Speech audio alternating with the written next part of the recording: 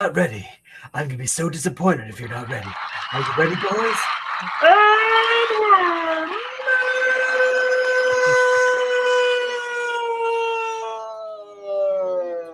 So, everybody, hello, welcome. We're a little more energized this week, as you might be able to tell. Dave, do a dance. Yeah, I'm energized. All right. This is episode 120. That's 120 for you people who like to count and use numbers and pay attention. Who likes to count, man? What are you talking about? Math is hard. I was playing D&D last weekend, and you know what happened? I was like, hey, I'm like gonna roll some dice, and then like I got the numbers, and then I'm like, hey, totally, like this is like this number, and then people looked at me like I was, from outer space. And I'm like, did I just count those numbers twice? I totally did. So I like doubled my numbers. Oh crap, I'm dead. So I can't really get past the whole thing that you were playing D&D. I mean, I just have one thing to say. Okay. Nerd. Oh, hey man, buddy. there's totally a resurgence Buddy. in D&D. Ho, ho, ho. You obviously don't know. I was reading the New Yorker this morning because I'm like nerdy and shit, and like there's like this total like huge like surge in like people playing D&D because it's an easy hobby to get into and stuff. And I'm gonna put the link to the thing in the thing. Could you do me a favor? Yes. Could you stop talking like a valley girl? Because it's really annoying. Hey, so so are we gonna drink beer or what? No. No, Because like I'm dying of thirst over here. Yeah. So I'm gonna get my beer. it's called water. Yeah, hasn't gotten the beer yet. What an idiot! All right. So whose pick was it this week? I think it was yours, Dave. No, it was yours. Okay. It wasn't me. So anyway, I think this was more of like a collective pick. We decided to do the Me A River Gose from Driftwood Brewery, and there's the bottle right there. Awesome artwork on the label from Driftwood, which is pretty normal. It's actually quite Halloween, isn't it? It is actually sort of like a odd woman with like no pupils coming out of a river. Now, if that ever happens in the future, if you see a woman coming out of the water with no You had better be James pupils, Bond. Leave would the you area help that rapidly. woman or would you run? Is she It all cute? depends. Well, you see, here's the thing. We all know that if we are standing by a body of water and a human of any kind, hopefully a cute girl, coming out of the water, we all already know that we're dead. So we have to run. That's just how it works. You can't stick around, Right. Because any... Right. I mean, it's the lady of the lake, man. Hey, hell, take this. And like, no, that would just be horrible. So, But what if she's basically, giving you the sword? this is a good point. Because then you'd be Arthur. I wouldn't do it. It's true. If something's wouldn't too take good the to be sword. true, it probably is. I would then be Arthur. Anyway, That would be let's cool. Okay, I'm opening the beer. Well, aren't we just Mr. Pessimistic Cants here? So, Who? Dave wants to be Arthur. Congratulations, you heard it here first. Got my glass, got my beer, and I'm doing a pour. Same. Ooh, this beer, by the way, has been in the refrigerator for 3 weeks. 7 weeks? Has it been that long? No, it hasn't. I was making that up. Ooh. Hmm. Hello, gorgeous. Okay, it smells amazing. Mhm. And look at the effervescence of my beer. Like that's pretty Totally. epic. That is It's, quite amazing. It's good. It's sweet. It has a little bit of tartness to it. I'm detecting. Yeah. Now, Alan, last week we talked very briefly about what a ghost was. Did you look it up? Because you asked the question earlier. Did you check Yes. it out? Let's hear what did I did you check see? it out. What did you It's see? a big bird, man. So A gose. Pardon? It's a big bird. So a gose is an old German style beer from Leipzig. It's an unfiltered wheat beer made with 50 to 60% malted wheat, which creates a cloudy yellow color and provides a refreshing crispness and twang, which I would say that this beer fits the bill. A gose. Yeah, a gose will have a low hop bitterness and a complementary dryness and spice from the use of ground coriander seeds and a sharpness from the addition of salt. Like a Berliner Weiss, a gose will sometimes be laced with various flavors and colored syrups. This is to balance out the addition of lactic acid that is added to the boil, which is why we're getting that bit of a twang there in the flavor. Typically, a gose will have an alcohol of between 4 and 5%. This one here is 5%, so it's at the upper limit there. It has got water, barley, wheat malt, hops, yeast, and lactobacillus, and coriander, and sea salt. So, Dave, you're like face down sleepy. What's going on? What is your thought? I like this. It's good stuff.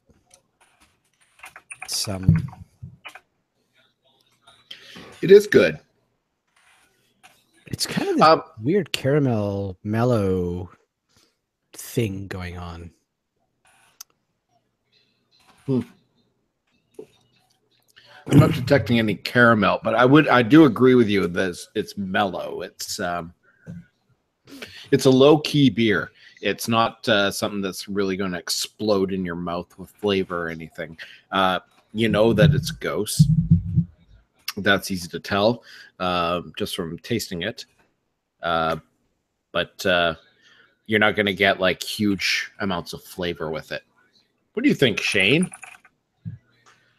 I gotta say, I am enjoying it. There's definitely, it's got that citrusy kind of feel to it. Mm-hmm. And it's incredibly light. I was expecting a heavier beer. So, you know, I thought maybe we would not, you know, be hitting. I thought we were, as I said, I thought we were having a heavy beer.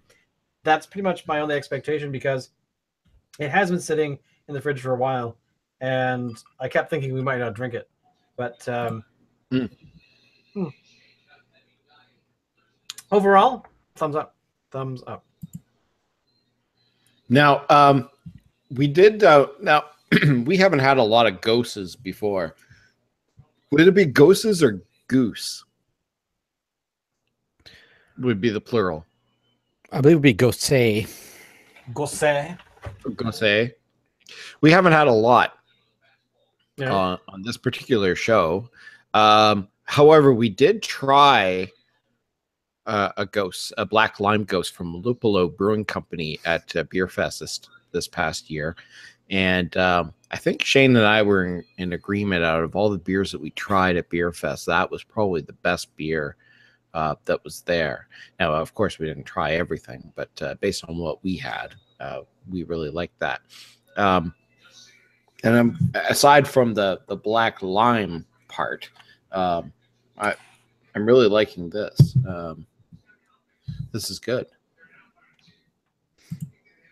So who originally found this beer or decided on this beer? You did. It was me. Oh, okay. Yeah. Cool. I honestly thought it was Dave. I thought Dave found it just because, you know, he's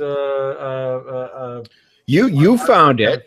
You found it and suggested it for a future show. And Dave said, because it was his pick, he said, "Oh, I'll pick that one." So I picked it and then Dave kind of backed you up on it. Now I understand. You know, Dave, that's not cool, man. You know, I'm really getting tired of your slacking attitude and how you're, you know, have their friends' backs. I mean, it's just disgusting. I know. It's horrible. I can't believe that I even bothered to You know, I don't. Why do I associate with you again? I'm not sure. I think you're hoping for a little bit of coolness to rub off or something, because, you know. I hate it when you're right, because you know there's nothing cooler than you. So are we saying thumbs up to Driftwood's Cry Me A River? I am saying that, yeah, I'm giving it a thumbs up because what else can you do other than experience what is amazing? Yeah. It's really not much you can say about this beer because it is. I actually have not myself tried to use this lighter malt, so. But I feel it's good because I do like that lighter taste. So not that often because it's very lagery. Is that a word? But again, nothing that exciting. So I think we should move on. So before we move on, though, all right, I will be quiet. I want to ask you guys something. So just to nerd out a little bit more here, since we seem to be nerding out in this particular show with the Dungeons and Dragons and all that kind of crap. But anyway, so Star Trek Discovery has been on for a few weeks now. Now, we had talked about the first episode a bit, but the episodes after that have been very different. You know, they're now actually on the Discovery ship and all that kind of stuff. What are your guys' thoughts? I have only watched up until I think with the fourth episode, or maybe it might even be the third. Mainly because I've been saving them because there's only going to be 8, I think, before the December break, and after that there will be another 8, or is it? No, it's less. Is that right? Is it 10 episodes? Are they planning for a standard season, or what? The new Well, season yeah, seemed they to be just- like 12 or 13. They just got renewed for a second season yesterday. So Did they say, though, what a season's going to look like? not in the article I read. I just read that they were, let's see, Discovery renewal. I would say it would probably be short seasons, just based on what looks like the budget that they have for each episode, rather than spreading themselves out a bit too thin. In just 6 episodes, Star Trek Discovery has driven the subscriber growth of CBS All Access, critical acclaim, and huge global fan interest for the first premium version of this great franchise. Blah, blah, blah, blah. As previously announced, the first season split into 2 chapters, which concludes on November 12th. Okay, so yeah. And the second of which will feature 6 more episodes, starting in January of 2018. CBS has not announced how many additional episodes or how many episodes will be in season 2, or if it will follow the same split chapter model.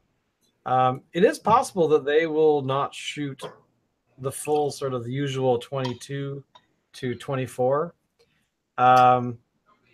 Mainly, probably because it's not their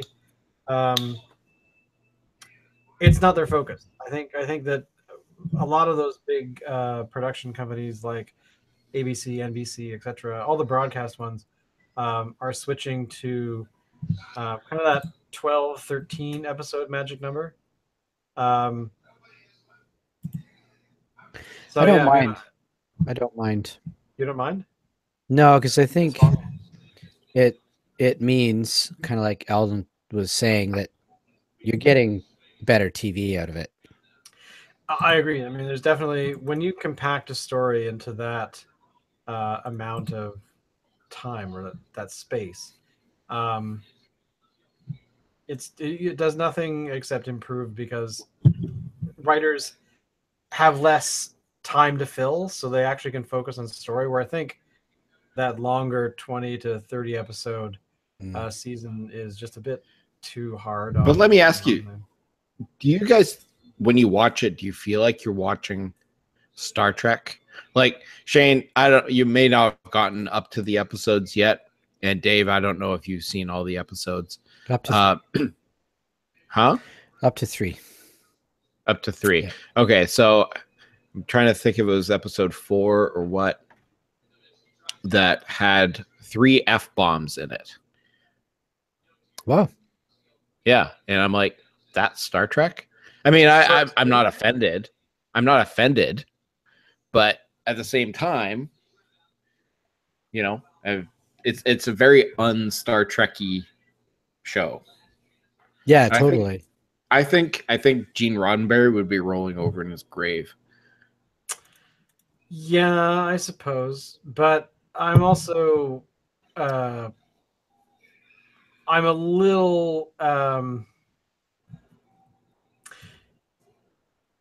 I can forgive. I mean, I haven't actually got to that point, so but I can also forgive it because we are watching the first Star Trek television program that was not exclusively broadcast. So it doesn't have to play by the same rules as broadcast TV. So, you know, popular shows, you know, that are on right now, they have certain rules that they have to follow. They have certain rules they can't break. However, in this particular situation, they're broadcasting online and they have more flexibility.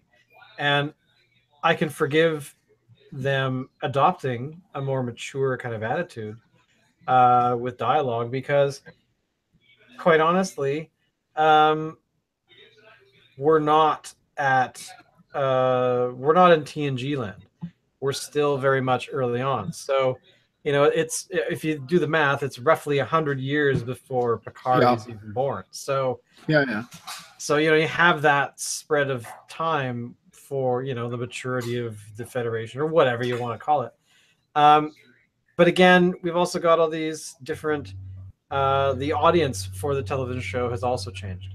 It's not 1967 anymore. It's not even 1989. So, you know, so I don't know. I mean, if they suddenly have like, you know, this, that, and then they launch into a tirade of different swearing.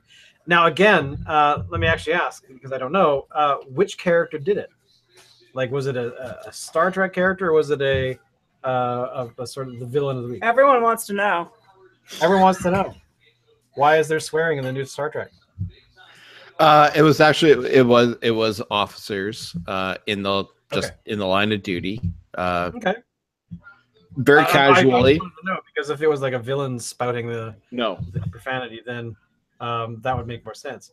Because I'm really looking forward to, because I'm at the episode right before Mud shows up.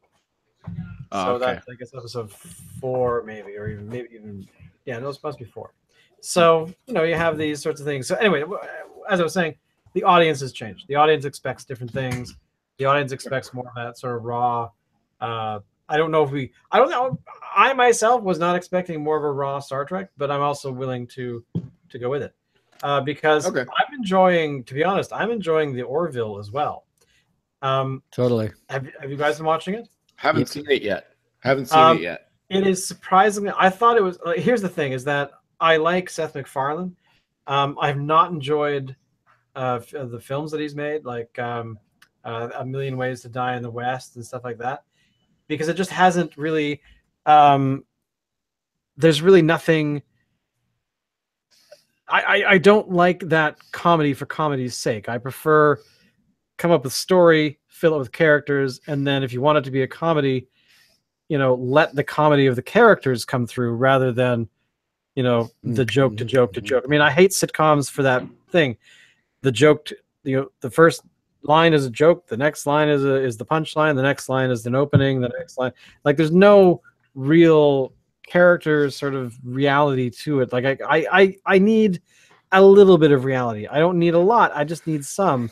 And it's like when, I'm watching a show that Allison likes, and she's, and it may not be quite my thing, but I'll watch it with her because it's, a couple things to do. But there's definitely times where you see writers manufacturing conflict between characters because the characters start to get along, and then that melodrama button gets hit. It's like, okay, we've got through these two characters doing this thing or having this experience, so let's make that one, be an asshole to the other one just because, and let's manufacture some sort of jealousy situation or some sort of ego being bruised thing or whatever it might be, which happens in real life, but not every 2 days. Like that's the thing, is that it happens, they get through the thing, they're rewarded with being happy, and then not, because you left the toilet seat up and I'm never speaking to you again, and it's like,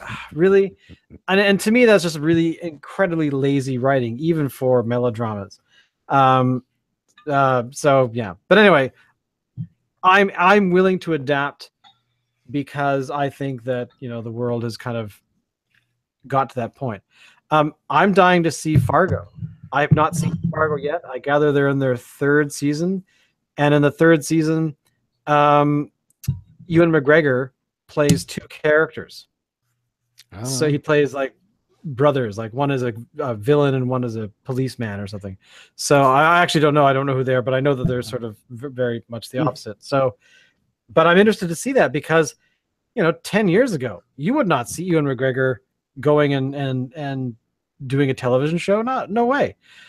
But have a program like Fargo, or like a whole bunch of them, or have your career destroyed by George Lucas.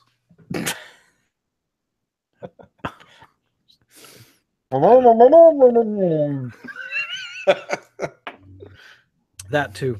I'm sorry, George. We love you, but come on, man.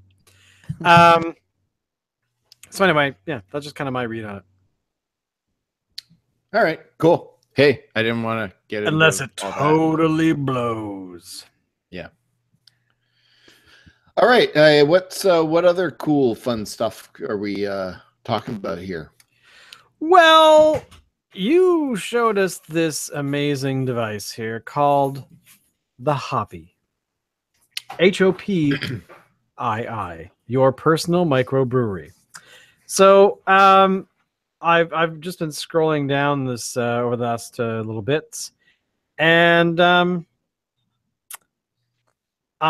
kind of want one, but I don't want cool. one. Yeah. What do you guys? If you could brew beer very, very easily without any pain, it sounds like this is kind of one of those things you might need. Yeah. So it's like, well, it's Hoppy is a personal microbrewery. You put it in your kitchen. You load it with basically like the beer recipe thing. Press go, and it brews beer in about a week. Which is actually really fast. The peanut gallery's upset with me. There you go, peanut gallery. My bottle's gone. So you're saying, I mean, yeah, it usually, I mean, fermentation for the beer that I make tends to be sort of a maximum of 7-8 days, somewhere in there. I mean, it doesn't take that long. 4 days is sort of the, that's sort of the, because you pitch the yeast, and then sometimes you're waiting, like, depending on the temperature, you're waiting, maybe 24 hours for it to start to kick off. And then, but day 2 is usually, the big explosion. And then you have 3-4 days of it calming out.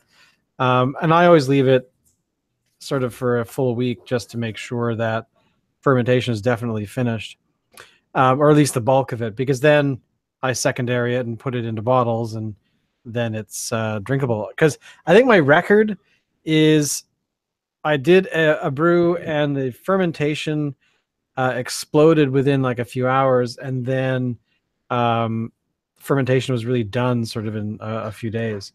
And I chanced it and bottled it, and it worked out. There was actually not it. I thought I had a suspicion that it might suck, but no, it actually worked really well. So I was impressed with that sort of process. But again, it's the thing I kind of like about some of the stuff that this beer kit's talking about is how it is doing the temperatures. So it's allowing you to ferment at different temperatures. Yes. Which for things like light beers, or lighter beers like this one, I'm not sure about a Ghost, but definitely a lager and pilsners. It's a good idea to try and ferment them sort of at 4 degrees, 5 degrees, which putting it on your kitchen floor doesn't really do that. I because I don't think I would make a successful lager because of that, because I can't really control the temperature of the summer, and I can't really control. I have thought about trying to use my parking stall downstairs, which is it's an underground parking, so it's cooler, but again, can't control it. So, the temperature is going to fluctuate. So it's not reliable unless you have a device like this to actually, make sure that, hey, by the way, when we're doing this, make sure it's at a lower temp. So how successful a small device like this is, I don't know. I don't know either. New York, where places are small. And yeah. I also question how much beer it actually makes. Not a lot. Not a lot. I'm thinking like 1.5 liters, something like that in a week. The one thing I'm actually curious about is, are you like almost forced to buy? Probably not, but are you forced to buy all of the ingredients from the hoppy people, or are they just selling the device? They're selling the device, but they're also selling kits that include everything you need. So it's a 3-liter bottle of wort, so it produces 3 liters, an ingredient pack containing dry hops and other flavors, pack of yeast, and sanitizer. Now, in the future, apparently, it's going to have the ability for you to buy your own ingredients from wherever you want and basically use your own recipes with it. Which, to me, that's the interesting thing. Mm-hmm. How much? So it's the Hoppy, HOPII, and you can pledge. What can you pledge? Well, you can't really pledge much more at this point. Unless you're wanting to get the Hoppy Team Pack, which is $4,000. Yeah. But anyway, but they've collected over $375,000, and they only had a goal of 50,000, so they've got enough, and they still got 7 days left to go on this campaign. Yeah, I mean, it's definitely it is. I can see this being successful in larger cities, not necessarily elsewhere in more rural stuff, or actually people that have been brewing their beer already. Like, I know tons of people that probably wouldn't buy this, but they enjoy brewing. So I don't know. It's I would be very interested to see get one for like $350, and you've got the space for it. It's not big. I mean, why wouldn't you just try it? I mean, yeah, it's kind of cool, actually. Very cool. Well, moving on. This one is just weird because I think this story is this is like people drank a little too much beer, but a wild badger sneaks into a home and impersonates a family cat. What? So, well, this badger, I'll say, broke into somebody's house, ate all the cat food, and then curled up on the cat bed. And this is in Scotland. Yes, in Scotland, where basically they didn't notice right away, or he'd come in through the cat flap. There we go. They hadn't noticed right away that their cat wasn't actually their cat, that it was actually a badger. I mean, this is just a very short little story. So basically, they realized that they tried to move him, but then the badger wasn't too pleased with that, but eventually escaped out of the cat flap. So I'm kind of curious what kind of badger. I don't know. If you look at a map of where this happened, in a town called Linlithgow, which I've butchered how to say that, but it You is. might not have. It's west of Edinburgh, and it's it doesn't seem to be a very large place. It seems to be a small little town, but it's pretty rural. I mean, if you've ever been to England, you kind of know that it's very much Europe in general is very different from how they build stuff here. So they've maintained a lot of farmland and that kind of stuff without piling over it. But so yeah, I mean, it's kind of cool. It's very, very interesting that this would happen, because I would have really liked to have a story where it's a honey badger and they try and move a honey badger and then are all killed by said honey badger, because I gather honey badgers are dicks. So yeah, I would not want to tangle with one from what I've heard. Yeah, no. So moving on from the wild badger that lives in Dave's butt. This is the next story is and this is the strangest title for an article, but some guy, who knows why, but some guy secretly edits Pennywise the clown into his sister's engagement photos. So it looks like he's taken a bunch of these photos, and are these posted somewhere that they're on Twitter? So they're on Twitter. So basically, yeah. So somebody has done this, and he's taken the new character and put the new character into all of these engagement photos. And I'm countdown until she notices. I'm curious if she's noticed yet. I would say that she would have to. Oh, wait, here we are. And 24 hours later on Twitter, his sister responded to her brother via Instagram. She noticed the clown immediately and responded, "On one hand, I really hope that you get the help that you need. On the other, I totally want to use these." So there you go. So it looks like that it was discovered pretty. I mean, I honestly, looking at them, it's pretty obvious that so they're not subtle. Let's put it that way. They're no, not subtle. They're pretty well done, though. They're pretty well done, and I really like the fact that they're not all the new clown.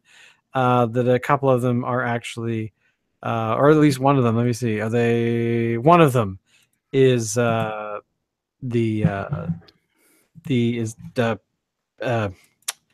Curry's clown from the original 1990s thing. So, there you go. And that brings us to a point where, Dave, if I or Alan had done that to your engagement photos, would you forgive us very quickly, or kill us? And don't forget, Dave's been married before, so I know.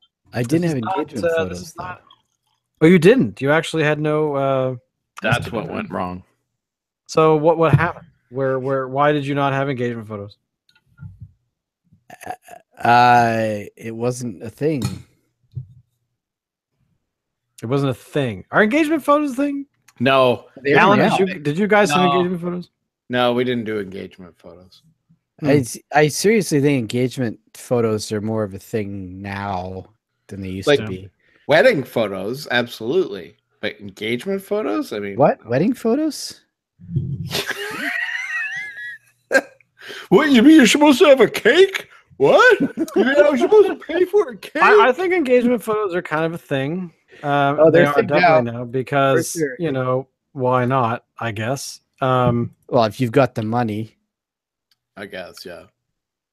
They do have an example of a bunch of engagement photos done by people around the internet from different photography places, and I like the ones where everyone's naked. So there you go. People are naked in them? Sweet. Yeah, there's a whole bunch that are actually like half of them that people are nude. Really? Thank God these things weren't people Alan, didn't do them when I was. Alan, do you need a moment alone? Do you want us to talk amongst ourselves while you're taking a look at the nude engagement photos? Yeah, I just want to give me everybody 5 minutes, else boys. 5 seconds So- for like. Moving on from Alan having a moment. This is the KFC thing that I brought up. I think last week. Did I bring this up? Yummy. I thought I did. Maybe I didn't. It I don't might think all you be did. in my mind. Maybe it was a different podcast. But anyway, yeah. Basically, I read somewhere, not this article, but somewhere else, where the KFC Twitter account was following 11 herbs and spices. So this guy actually, I guess, has this is actually it's Colonel Sanders. no, the person who's figured this out, I guess, or at least somebody who noticed. But yeah, so the KFC account is following 5 Spice Girls and 11 people named, or sorry, 6 people named Herb. So there you go. Yeah. I thought I brought this up last week. Did I totally? No, I don't think Is that so. my dream? Is that totally my dream and not? I think it's your dream. Damn, Dave. Agreed. God damn it, man. Sorry, I got to back Alan up on this one. You're such So maybe you brought it up on another podcast, which lends the question, or begs the question. You do other podcasts? no, Like- no, I don't have any. No. As a matter of fact, I know nothing about podcasting. I just I do by like writing books about it and stuff. So I know nothing, Jon Snow. Thank you so much, Peanut Gallery. I'm moving in with you, Dave. So Yeah, buddy. I know I mentioned it last week somewhere. So if it wasn't here, I apologize. But Dave, I think that we need a bit more of your More of Posh Spice. yes. Mhm. Who was your Spice Girl? Back in the Oh. day, what Spice Girl? I actually just brought up pictures of all the Spice Girls. Who was your Spice? Oh man, seriously? Okay, you have to give me a minute here. I forgot what the Spice Girls look like. Okay, Spice. I never knew. Let's find Spice Girls group photos here. I never knew. You know, There you go. I hate to say it because, well, I never really listened to the Spice Girls, but Oh, I didn't listen to the if Spice Girls at all. What? Oh, wait, the Peanut Gallery brought beer back. What's wrong? Oh, she didn't Not a like it. fan? You don't feel well, okay, right. Then I'll drink it for you. Sorry. Who's your Spice Girl, Dave? I know that I was not a fan. I didn't listen to them, of course. For a little while there, you couldn't avoid their music. It was everywhere. Yeah. But who's your Spice Girl? Like, do you have any? Okay, the thing is, I don't know their names. I'm just looking at a picture here, and Okay, well, there's well, the only one. Okay, I can't tell Ginger you. Posh. Spice, I only know Sporty Posh. Spice, Baby Spice. Was it Baby Spice? Baby Spice? yes, Scary Scary Spice, and and Posh. did I say Posh already? Posh Okay, so yeah, so Sporty, Baby, Scary, Posh, and Ginger. So yeah, there you go.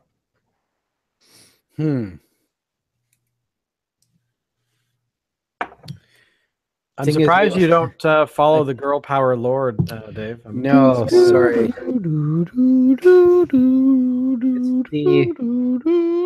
Okay, let's see here. It's not Posh. It's the other brunette. So that would probably be Sporty. Sporty Spice then. Is that Sporty? Yeah. Okay. I know that weren't they planning a reunion tour at some point? Kind of, Or yeah. did they do it this year? I can't remember. They might have. But because they became a thing in 1997. Was it really that recent? And yeah, it was. I thought I it was. Well, okay, looking it up. Spice Girls Wikipedia. I'm pretty sure it was 97 when they became a big. I mean, they've been around for more than that, but the Spice Breakthrough, which was their 1996 album, the Wannabe song or whatever it is, What you want, what you really, really want. that one. So so they released that song, and that was they'd actually formed. Enthusiasm, man. They formed in 1994. But they're sort of big when people noticed them, I guess, outside of the UK, was when that album came out. So At the time, I made a huge prediction about them. Okay, what was it? I may have been wrong, but I said that they were, at the time, they were basically going to be as big as the Beatles. But it would depend on their ability to grow with their audience, like the Beatles did. The Beatles continually grew with their audience and changed their music style to meet their audience. And I think that the Spice Girls didn't do that. No, I don't think so as well. I think actually, what happened is that 1990s flair of the pop scene with R&B and whatnot was very much, I don't want to say tainted, but that's the word popping to my mind. But essentially, you had probably the best example I can think of is You Can't Touch This. Oh my God, what's his name? MC Hammer. MC Hammer. MC Hammer was huge for a decade. Then 2000 hit, and a lot of these bands, the reason I'm picking on the year 2000 is that that's when the Spice Girls went into hiatus mode until 2007.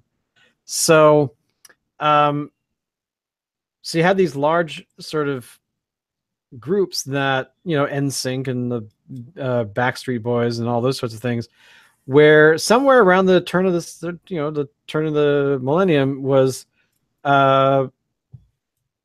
it just didn't work anymore for some reason.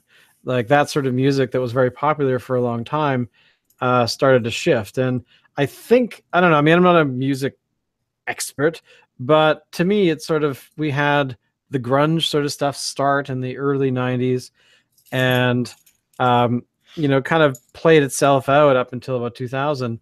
But it definitely established a new way and a new sound of making music. So I think that just the evolution just naturally, became what it is today. Although I think we're a little heavy on the R&B feel, which is not really the music I like.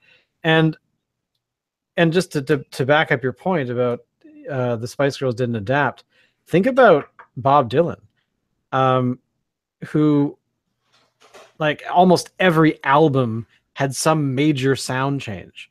He did things at the beginning of his career that sounded, he had established, how he would present his songs, and then he went through, this period of, I'm actually going to play all electric things today, and I'm going to do a gospel thing, and I'm going to do these kinds of things. He sort of broke that mold of, yeah, that was me 10 years ago, but this is me now. And I'd probably sound different.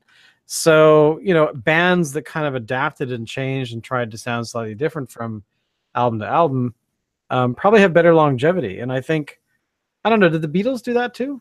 I mean, they were huge, but. Yeah, I think the Beatles did that. Absolutely. No, I would say Beatles evolution was a bit slower. It was a bit slower, but they met with what their audience, how their audience grew. And Pink Floyd did it as well. In fact, I would say Pink Floyd reinvented themselves 3 different times. Do tell. Which albums would you say were sort of the pinnacles for each of those changes? Well, obviously, I mean, their first one. Oh my God, you guys are putting me on the spot here. I didn't get prepared for this. So no, I need to... Bring it on, baby. Let's go. Yeah. Well, essentially, I mean, who was there? Oh my God, his name is Sid Barrett. When Sid Barrett, when he started to flake out, they had to reinvent themselves a bit when they brought in David Gilmour, who taught Sid how to play. Oh, yes. But they had to reinvent themselves. And they actually spent about maybe 2 or 3 albums there where they were just kind of doing all this experimental kind of stuff because everything with Sid Barrett was kind of in flux.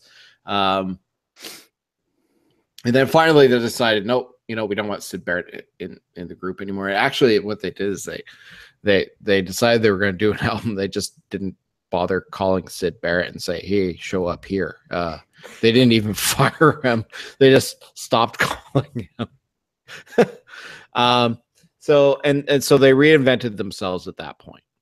And then they went along and Roger Waters, started to feel like because he was one of the founding members of the group and he was now the only founding member left. And, Huh? Oh yeah. Founding.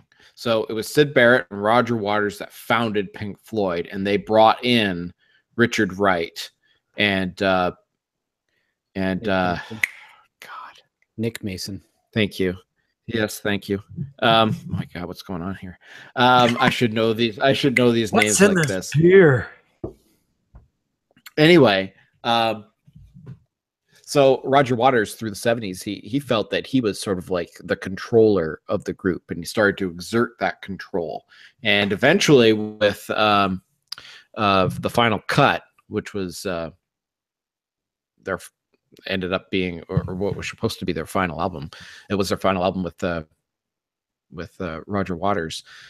He ended up firing Richard Wright, so he wasn't actually in on that album, and eventually the rest of the guys said, go to hell. So Roger Waters started his own solo career, and the other guys kept on going with Pink Floyd, brought Richard Wright back, and again they reinvented themselves again. It's been this constant evolution to their sound, which I've always really liked. I haven't liked all their sounds. Some of the stuff from their albums from the late 60s, early 70s, before metal, I kind of a little bit, okay, it's cool, but I don't know if I'd listen to it on end. What do you think, Dave? Pretty trippy stuff. Trippy, yeah. Trippy. It's just sounds. It's 5 animals sitting together and grooving on a pict, I think it's called. Yeah. Oh man. But you know what? By the way, everybody but David was founding members, just so you know. I don't agree with that. I just looked it up. Like they may have been in the original group, but I don't feel that Nick Mason and Richard Wright were founding members. They were brought in, hired. They weren't hired by nobody. They were students who knew each other from I know architecture that. School. I know that. And that was the Floyd, minus David. Mm-hmm. But the Pink Floyd wouldn't have existed without Roger Waters and Sid Barrett. Oh, of course not. I'm not arguing you that. No, there's no way I'd argue that at all. But, so I guess I would sort of agree with you that I guess they do kind of have 3 phases to them, really. Mm-hmm. But I kind of wish, not that I don't love David because he's a god, But I kind of wish that we'd been able to see more of what Sid could have done with Floyd, because Piper is a freaking amazing album. You think? I do think. Absolutely. I mean, I like it. I like it for what it is. It's a little bit too poppy for me. And I found that Syd Barrett's stuff was a little bit poppy in an avant-garde kind of way. He took pop music as avant-garde as it could go. Yeah, pretty much. But it was still pop music, right? Whereas when he left, or when they booted him, it gave them the opportunity to explore a different kind of genre, where they moved into sort of, you know, the stuff that we know from like metal and Dark Side of the Moon and The Wall and all that kind of stuff. No, dude, earlier, Adam Hart, Mother. Yeah. Yes. But Adam Hart, Mother is kind of one of those experimental kind of ones that they traditional piece. Totally. In my opinion. The thing is, though, same deal. Yeah. If you really listen to Piper, yes, okay, it's got pop elements, absolutely. However, he is a fucking brilliant lyricist for starters. Mm-hmm. Just amazing. Like, he's plugged into this total 6-year-old child wonder vibe that he had to him. And he manages to bring that out as a adult, which is pretty amazing. But not only that, rhythmically, he is all over the map. Like, sure, it's poppy, but the lyric rhythm is not even close to 4/4. It's just nutty. Mm-hmm. And that's one of the things for me that really kind of gives the music a quality that pop music doesn't have, because he was playing around so much with that kind of rhythmic sensibility. That's not quite the right word, but anyways. No. Yeah, I see what you're saying. What's your favorite Floyd album? Oh God, you're really gonna go there. I'm gonna go You're there. gonna force me to choose, you rat bastard. If you were going on a desert island and you could only take one album with you, it had to be a Floyd album. You're a cruel man. You are a very cruel man. What would it be? Because I know what it would be, but mine's a bit of a cheat in that it's not an actual released album. Really? But it is something that's publicly available. Okay. If I was stuck in a desert island, what Floyd album would I take? Oh my God. Well, let me ask you this. Would it be Piper? You know, as much as I've been going on about Piper, no. No, it's not Piper.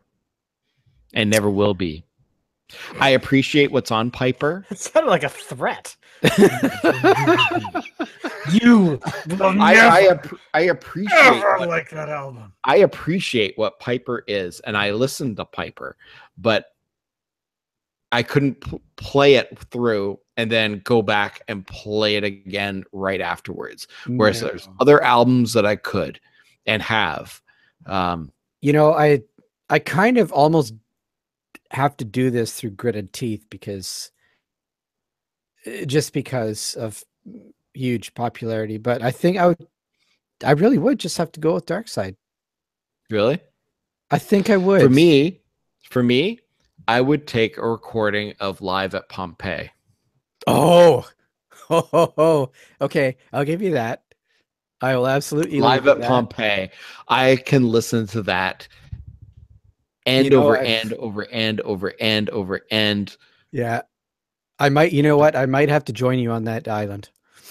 Yeah. Yeah. I could never get bored of Live at Pompeii. No, that's and amazing. It's a crime that it hasn't been released as an actual album. It's just like a movie.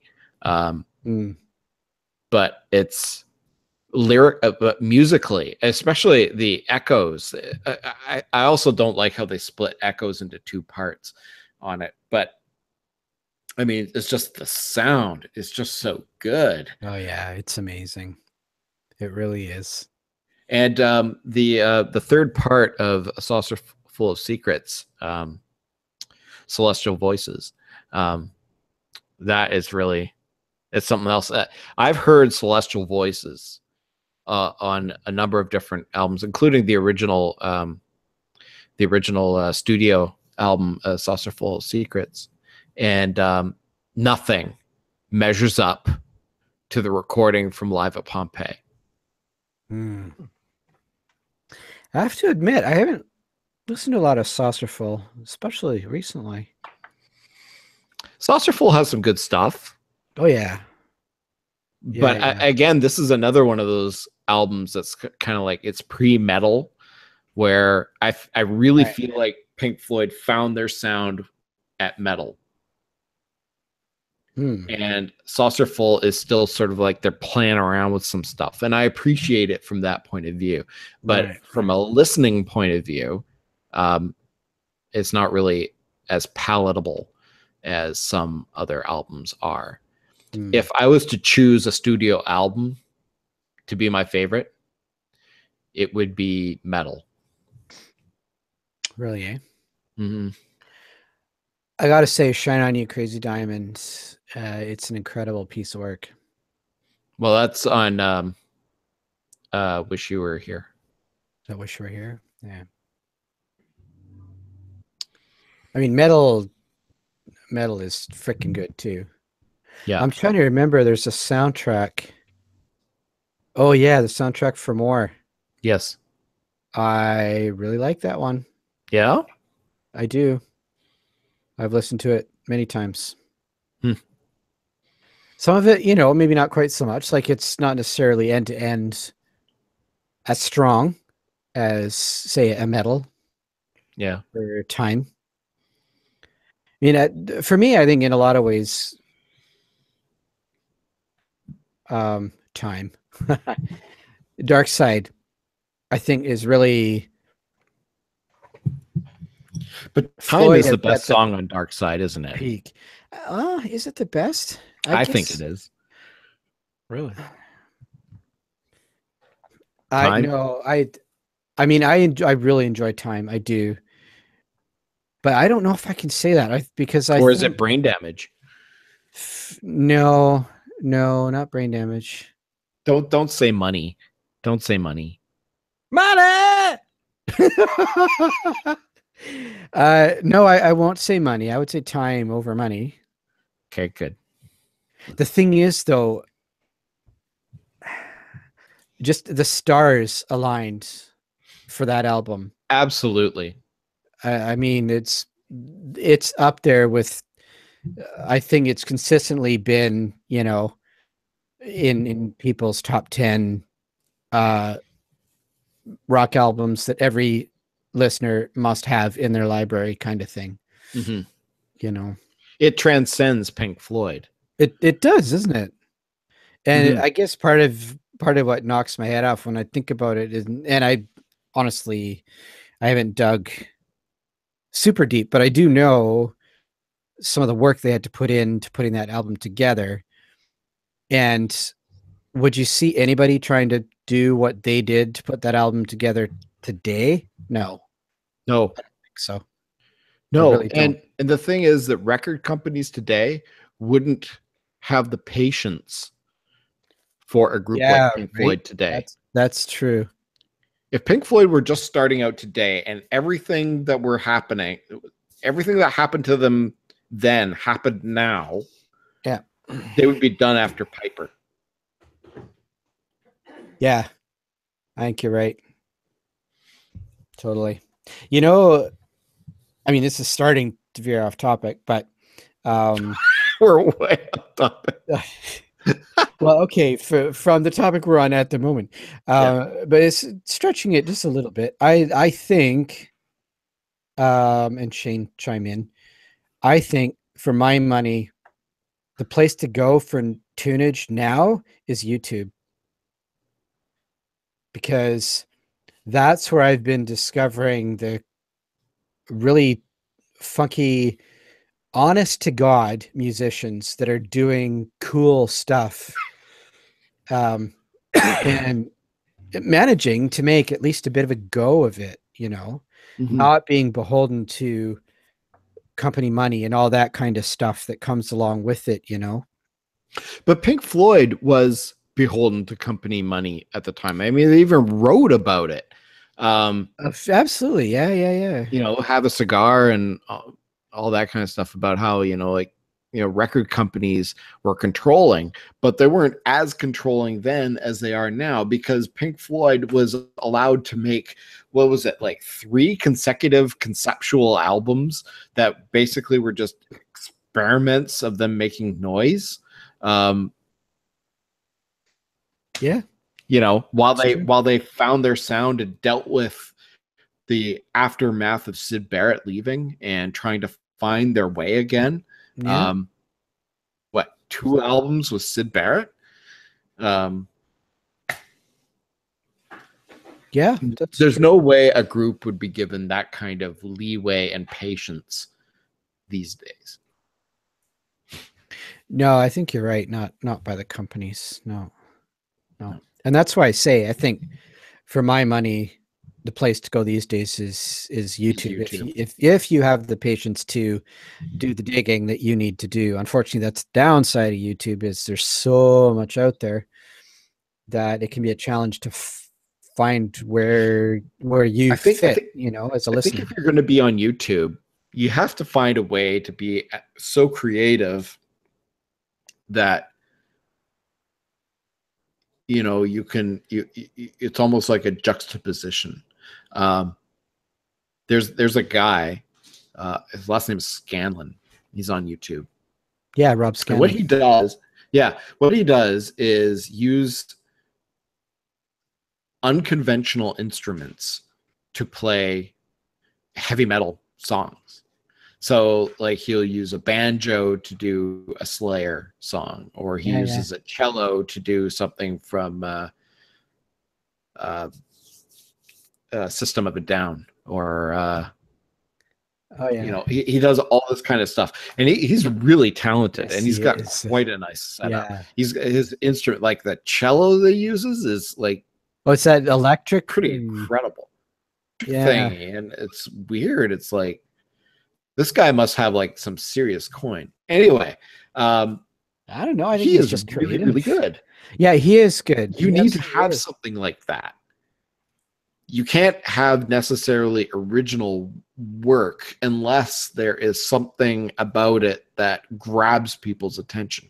With Scanlon, what he does is he takes existing songs that are popular and changes them up a little bit, like Slayer done with banjos. I mean, yeah. Well, it's I think this is one that all 3 of us know, which is Walk Off the Earth doing their one guitar version of what was it, Shane? You're nodding your head.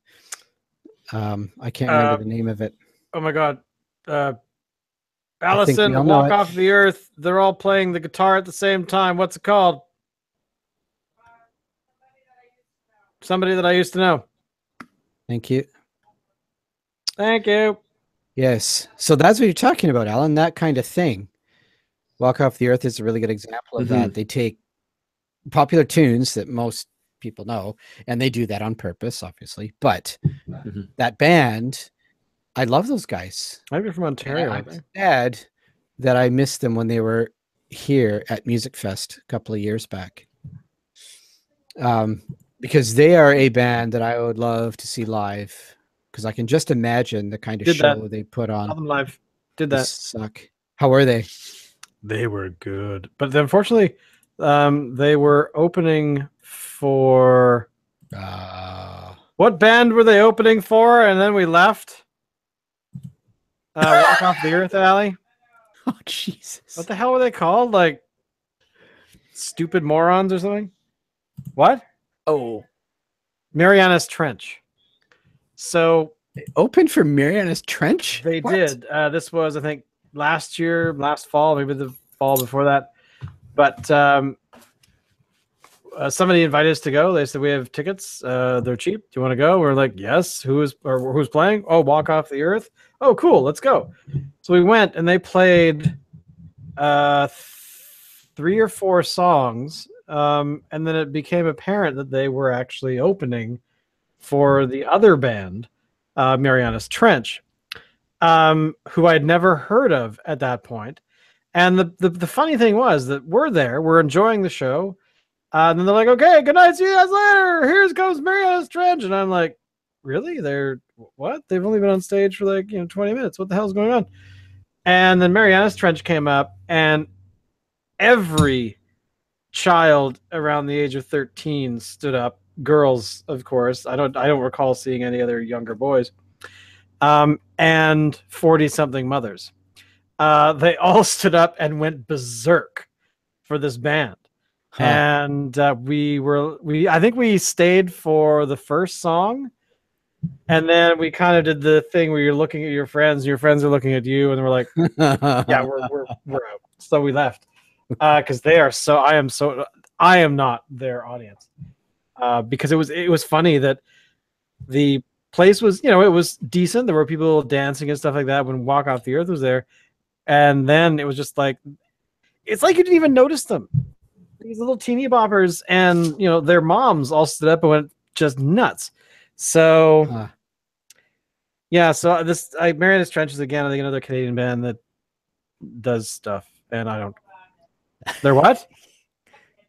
They're like Nickelback, Allison says. So oh, okay.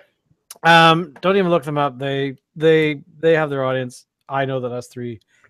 I've heard of them before. I don't know what they do. So. Yeah, I've heard of them. Maybe heard one of their tunes on the radio or something, right? But so overall they're a band, and they were a lesser band, in my opinion, than the other band that played. So, but whatever. Again, as I said, I'm not their audience, so yeah, screw those guys.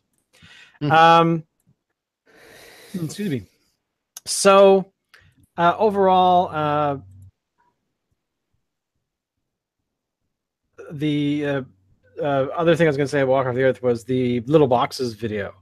Love that video. Where they did the entire thing in cardboard. Must have taken them days to build that. Oh God, they're kind of like OK Go, where they spend a lot of time doing their videos. And I think, was it OK Go that did one earlier this year? That was in slow motion. Did you see that one? No. The song, like there's a camera, and it's basically like following what are those machines that one thing? Oh my God, I'm forgetting. Rube Goldberg machine. Goldberg, yeah, it was kind of like that, sort of. But stuff is going on all around, and so they had this camera. And it's panning around, stuff's going on, paint is exploding everywhere. That you see the singer. Oh, was that slow-mo? It was all slow-mo. And then if you watch the other video of the making of that song, or that song's video, you actually see the whole thing played at that regular speed. And it was basically like, and it was done. Like it just happened that fast. So it would take so much time to plan that out. Okay, guys, everything happening is going to happen like that. We are going to have 5 seconds to everything to occur. So we can only do this once. We're not doing it again. And then you play it in slow-mo, and it's kind of magical how they do it. Wow. Yeah, I don't know if anybody else puts that kind of energy into their vids. I don't think so. I don't think so. I actually the one I briefly went kind of nuts and watched a bunch of their stuff, and I watched a making of for I don't remember the title of the tune anymore, but it's the one where they go up in a aircraft. And I don't know if I've seen that. It's really cool. They float around in it for much of the video. So they had to, a part of it is apparently I learned in this this making of vid, one of them anyways is a total math and physics nerd, so he loves this shit, right? Oh, cool. Apparently he and I guess some other people sat down and because the thing is they used a Russian vomit comet. So they had to do the math and figure out, okay, how long is it going to take us to get to altitude? How long do we have in free fall to film? And so apparently what they had to do was a little bit like the Rube Goldberg. They had to plan out the video from start to finish very carefully. And they timed what they shot for the song based on where they were on their flight path, or not in the flight path, but basically were they in free fall, were they climbing? So it just intense work. And apparently most of them ended up puking. Like I wouldn't doubt it. If you were used to one of those things, I suspect you'd probably be up chucking all the time. Oh man, I can't imagine. But yeah, it was so interesting. I think it was even a two-parter because they really went over, and they had this. They showed you the crew and everything was just unbelievable. The kind of people and equipment that they needed to get this thing done. It was really cool. It's amazing. All right, boys. I just looked at the time. Wow. Yeah, we've been doing well. So anyway, thank you everybody for checking us out. We do this almost every Wednesday. If we don't, we're probably ill or doing schoolwork. Dave. But yeah, thanks for visiting, and follow us on all the social stuff that you can find somewhere down here. And Alan is taller than me, so that's important to know. We have not chosen the beer for next week. It'll be a surprise to both you and us and you and you there, you, all of us, everyone. So again, Alan, play us out. Bye.